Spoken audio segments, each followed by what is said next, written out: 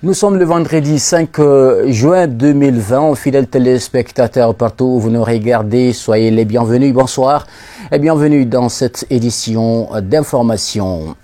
À la une de l'actualité, dans le cadre de la lutte contre la pandémie de la Covid-19, le réseau de développement et de communication des femmes maliennes, en abrégé Mijonette Mali, a fait don des kits sanitaires aux familles déplacées des sites de Sénou, en commune 6 du district de Bamako et Niamana, dans la commune rurale de Kalabankoro. C'était au cours d'une cérémonie de remise. Voyons tout cela avec nos reporters Boubacar Traoré et Draman Malé. Ce don de kits sanitaires est composé de gel hydroalcoolique, de cache-nez, de sachets d'eau, de savon, de kits de lavage des mains et plusieurs autres articles d'une valeur de 5 millions environ destinés aux familles des déplacés des sites de Sénou et Niamana par les réseaux de développement et de communication des femmes maliennes Mijonette Mali. Aujourd'hui, nous sommes ici avec le soutien financier de notre partenaire Urgent Action Fund UAF, basé au Kenya, qui nous permet de vous distribuer ces quelques kits en nature pour contribuer à votre protection contre cette pandémie. Nous osons espérer qu'ils seront utilisés à bon escient. Vous avez le devoir de respecter les mesures d'espacement et d'hygiène et protéger les enfants. Nous reviendrons dans 3 mois voir comment ces outils ont servi et évaluer de nouveaux besoins. La cérémonie a été l'occasion aussi pour la présidente du réseau Mijonette d'exhorter les déplacés au respect des mesures barrières édictées par l'État contre la pandémie. Le gouvernement du Mali a pris 10 mesures concernant les voyageurs. Tous les voyageurs se présentant au Mali recevront aux portes d'entrée aériennes et terrestres une prise de température systématique.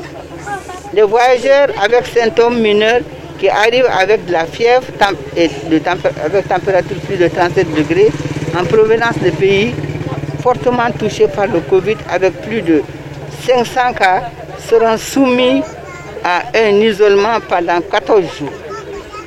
Les voyageurs en symptômes majeurs qui arrivent avec la fièvre et d'autres signes symptomatiques respiratoires en provenance des pays fortement touchés par le Covid avec plus de 500 cas seront transportés à un site d'isolement pour être testés.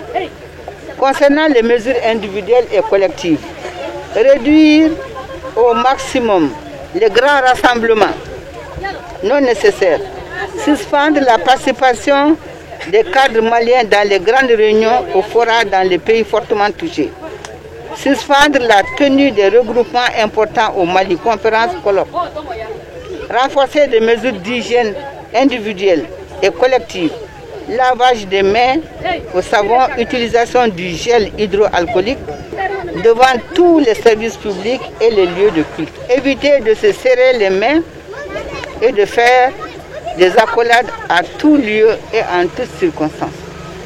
Le gouvernement du Mali préconise par la fermeture des frontières avec les pays touchés par le Covid-19. Les bénéficiaires ont remercié les donateurs et promis de les utiliser à bon escient. Vraiment, on vous remercie tous avec les membres des femmes qui sont venues ici, avec nos vieilles, avec nos grands-mamans, avec nos femmes et nos petites sœurs qui ont fait ce déplacement. Et vraiment, la joie nous va tout droit au cœur. Cela montre encore que les Maliens sont soudés, les Maliens sont unis et avec la fraternité. Et vraiment, cela nous prouve que vraiment on est tous Maliens et on est tous encore souffrent des mêmes problèmes et qu'on est toujours aussi conscients que ce qui nous est arrivé, que ça appartient à nous tous. Rappelons que cette générosité du réseau Mijonette Mali est le fruit du soutien financier de Urgent Action Fund UAF basé au Kenya. L'actualité sur notre plan, fin de la campagne d'information et de sensibilisation pour préserver la stabilité socio-économique de notre pays liée à la stratégie des institutions organisées par les membres de l'initiative Zéro Violence. Pendant 3 jours, ils ont sillonné les 6 communes du district de Bamako avec des microphones afin d'expliquer les valeurs républicaines aux citoyens. L'objectif est d'apporter également un message d'apaisement aux uns et aux autres en raison des mouvements de contestation et des marches qui prévalent dans notre pays et leur demander de mettre l'intérêt supérieur de la nation au-dessus de tout. Le porte-parole de l'initiative Zéro Violence dresse un bilan satisfaisant durant ces 3 jours d'activité. Nous l'écoutons au micro de nos reporters. En fait, il y a 3 jours, nous étions encore ici présents pour lancer une campagne de sensibilisation et d'apaisement de 3 jours qui consistait à sillonner Bamako de long en large, également de faire passer des messages bien évidemment d'apaisement. Et également nous avons déployé des banderoles ça et là sur l'ensemble des grands axes du district de Bamako avec un seul slogan que la stabilité socio-économique était liée bien évidemment à la stabilité des institutions. Deuxièmement, on invite bien évidemment la population malienne dans son ensemble à militer, à sympathiser, mais à ne jamais tomber dans l'excès. C'est ce que nous avons fait pendant les 3 jours. Et comme aujourd'hui c'était le couronnement, nous avons tenu à revenir devant la presse pour dire bien évidemment ce que nous avons eu à faire pendant ces 3 jours. Et deuxièmement, réitérer bien évidemment notre appel à l'endroit de la population malienne dans son ensemble.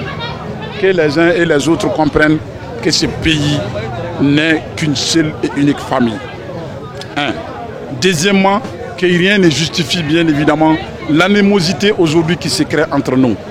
Et que nous pouvons manifester, nous pouvons réclamer, mais toujours en respectant la loi.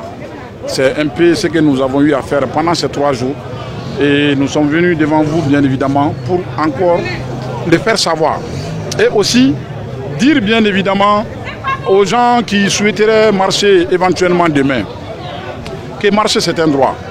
La démocratie accorde à tout un chacun de se regrouper, de faire tout ce qui est bon leur semble, tout en respectant bien évidemment la loi.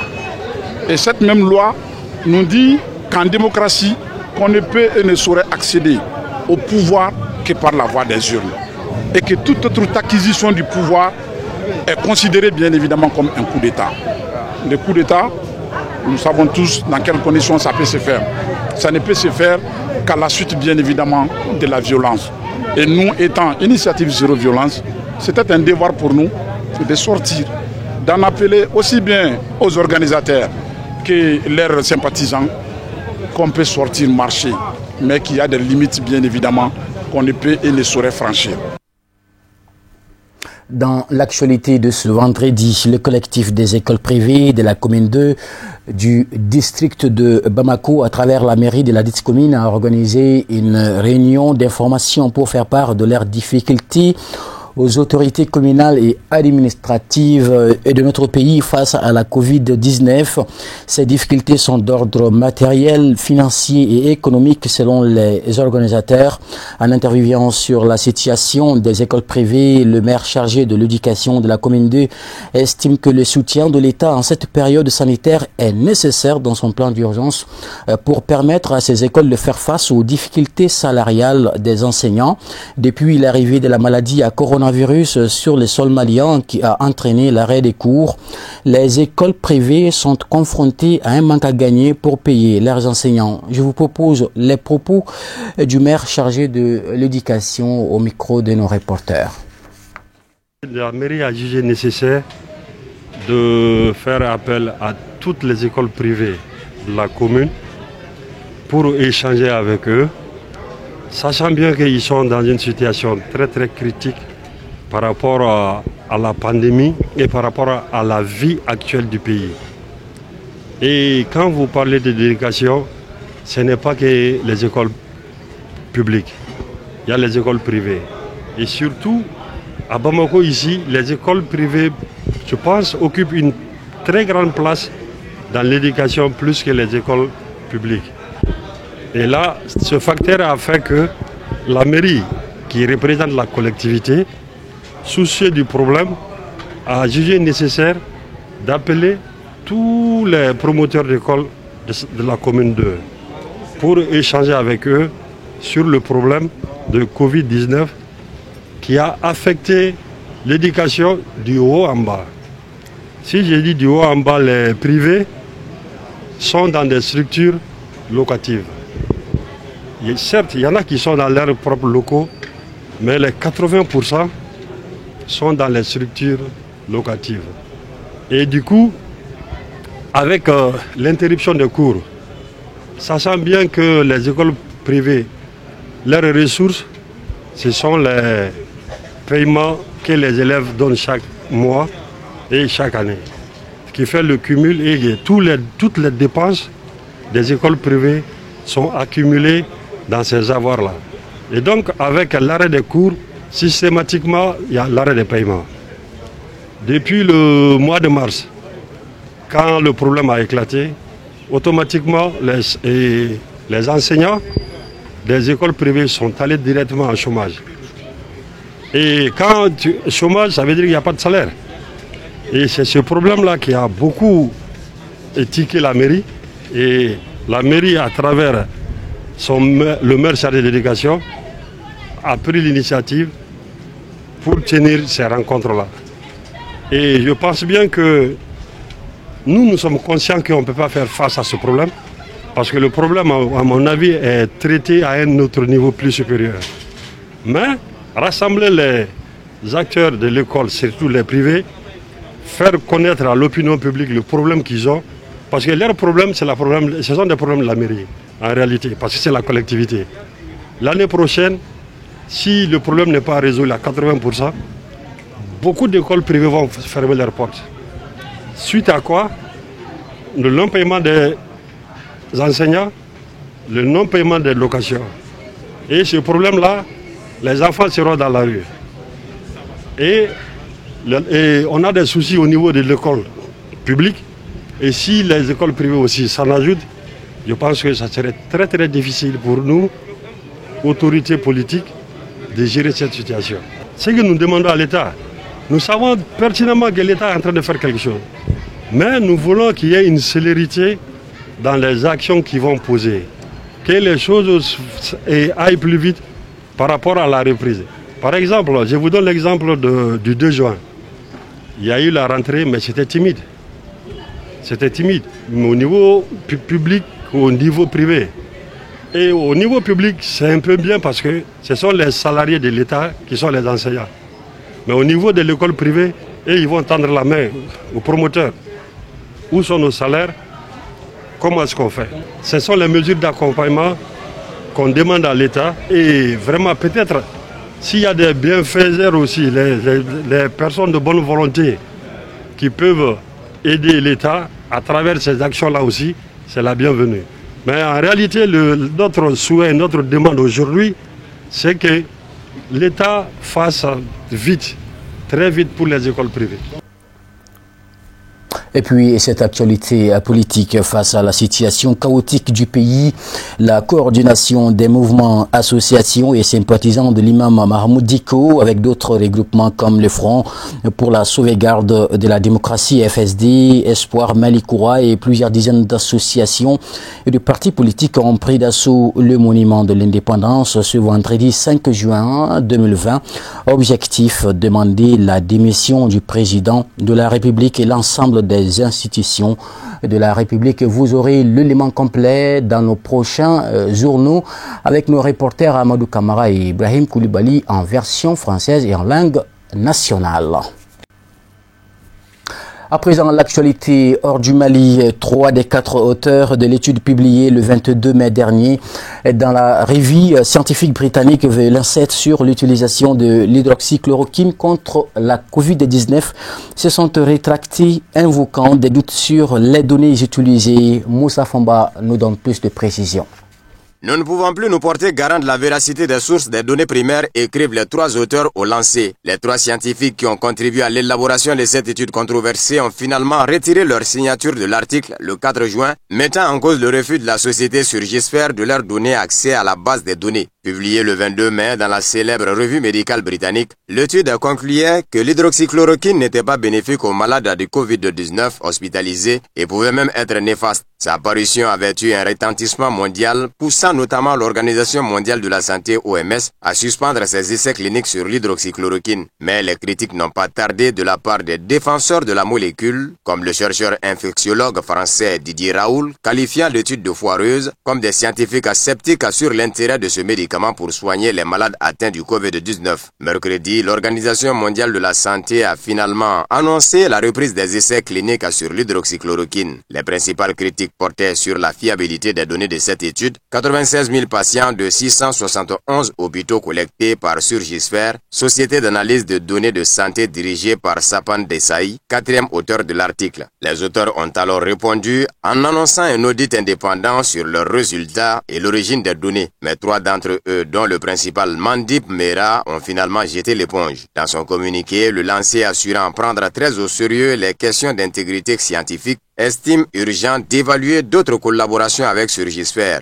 Le docteur Desai, qui a défendu depuis le début l'intégrité de ces données, a de son côté décliné tout commentaire jeudi.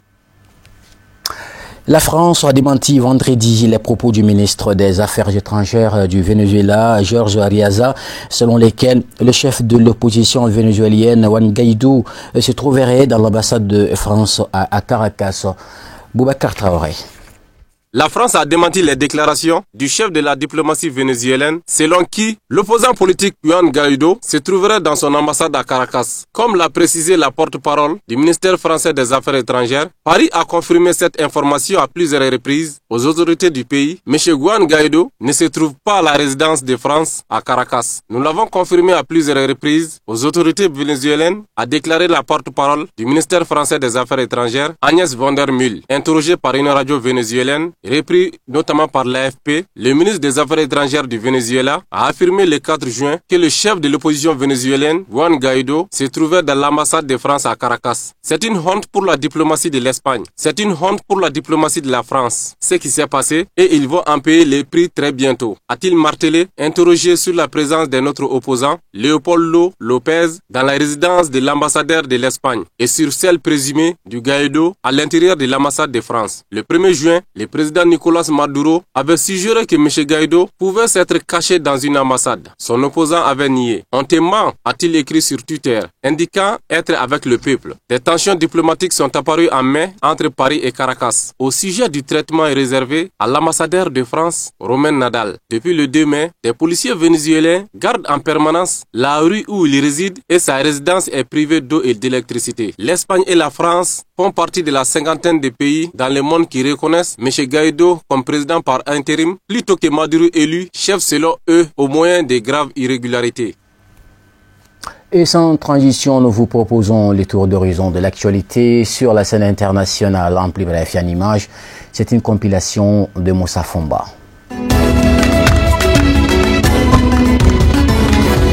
Le parti de Laurent Gbagbo et de Henri Konan Bédié appellent leurs militants respectifs à collaborer en vue de la présidentielle d'octobre 2020. Après des années de rivalité, Laurent Gbagbo et Henri Konan Bédié se sont revus pour la première fois à Bruxelles en juillet 2019. Depuis, les deux ex-présidents et leurs partis respectifs se sont progressivement rapprochés avec pour objectif de faire front face au RHDP de leur ennemi commun, le président sortant Alassane Ouattara. En attendant la formation d'une éventuelle alliance électorale face au pouvoir, notamment en cas de second tour, le FPI et le PDCI ont annoncé leur intention de présenter leur propre candidat à la magistrature suprême. Dans les rangs du FPI, ce choix dépendra largement du sort de Laurent Gbagbo, qui a récemment vu son régime de liberté conditionnelle allégé par la Cour pénale internationale CPI et qui ambitionne de rentrer en Côte d'Ivoire dès que possible.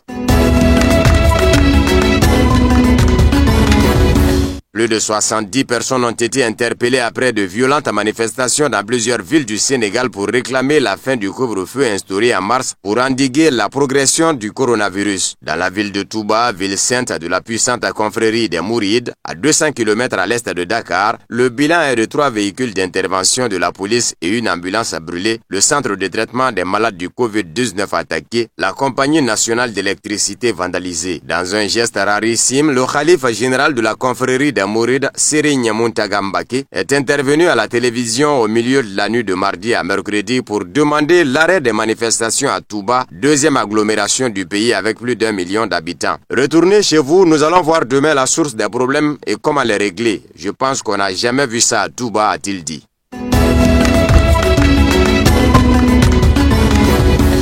Cette fois, c'est sûr, la réélection du Nigérian Akiwumi Adesina à la tête de la Banque africaine de développement dépendra de la conclusion d'une enquête indépendante. Dans un communiqué publié tard jeudi soir, le bureau du conseil des gouverneurs de la BAD a autorisé une revue indépendante du rapport du comité d'éthique de la Banque africaine de développement, rapport qui avait blanchi début mai le président de l'institution des accusations de favoritisme. Démarré en début d'année après une plainte interne de lanceurs d'alerte, l'affaire semblait enterrée début mai à la suite des conclusions du comité d'éthique. Celle-ci disculpait Akiwumi Adesina des accusations de prévarication, mais les lanceurs d'alerte sont revenus à la charge et ont réclamé une enquête indépendante. Une démarche confortée par la pression de Washington. Pour ne pas trop bousculer le calendrier électoral, la personnalité neutre qui sera bientôt désignée aura 2 à 4 semaines pour rendre ses conclusions.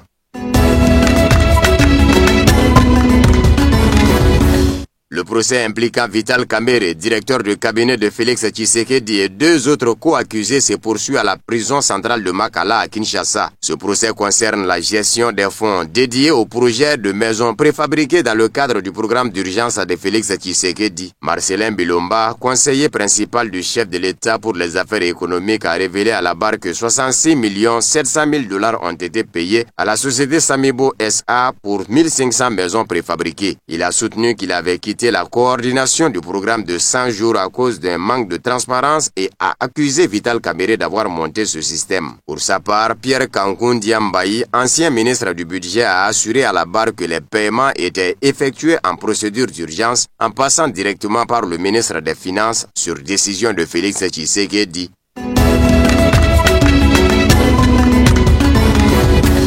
Les forces armées du gouvernement d'union nationale soutenues par l'ONU ont annoncé jeudi 4 juin avoir repoussé l'autoproclamée armée nationale libyenne de Khalifa Haftar hors du territoire du Grand Tripoli. Le symbole le plus fort est la reprise de l'aéroport international. Il est hors d'usage depuis 2014, mais il a servi de base arrière aux hommes de Haftar depuis les premiers jours de l'offensive en avril 2019. Vendredi, jour de la grande prière, un grand rassemblement est prévu sur la principale place de Tripoli pour célébrer la victoire des groupes armés qui ont défendu la capitale et le gouvernement d'union nationale. Mais la guerre n'est pas finie. Les troupes de Haftar, soutenues par une partie du millier de mercenaires russes d'une compagnie privée, sont retranchées dans la ville de Taruna, à 100 km au sud-est de Tripoli. Les forces de Tripoli vont-elles pourchasser les ennemis jusque là-bas? Haftar envisage-t-il une contre-offensive? Taruna est en tout cas la prochaine cible annoncée du gouvernement d'union nationale.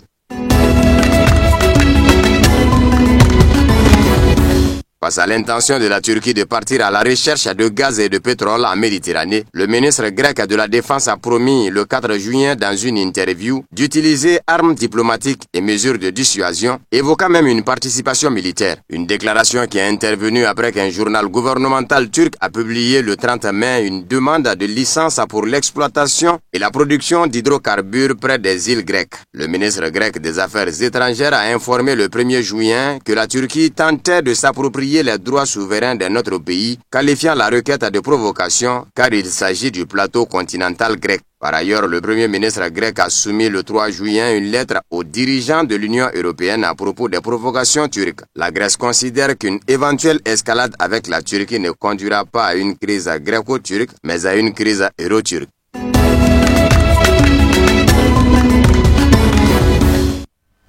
Eh bien, c'est tout pour ce journal. Grand merci à Régie et à toute l'équipe de réalisation et à l'ensemble des journalistes de Cherifla TV pour les concours rédactionnels.